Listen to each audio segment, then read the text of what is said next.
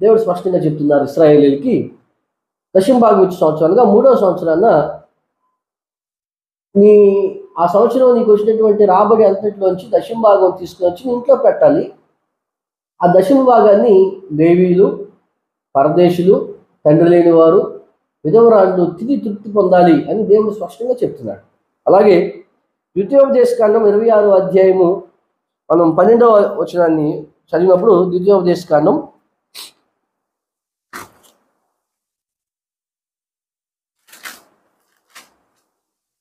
26వ అధ్యాయం 12వ వాక్యం నుంచి చదువుతున్నాను. 10వ భాగం ఇచ్చే సంవత్సరమున అనగా 3వ సంవత్సరమున నీ వచ్చుబడిలో 10వ వంతును చెల్లించి అది లేవీయులకును, పరదేశులకును, తండ్రి లేని వారికి, విధవరాండ్రకును ఇవ్వలేను. వారు నీ గ్రామములలో తిని తృప్తి పొందిన తర్వాత నీవు నీ దేవుడైన యెహోవా సన్నిధిని నీవు నాకు ఆజ్ఞాపించిన నీ ఆజ్ఞలన్నింటి చొప్పున నా ఇంట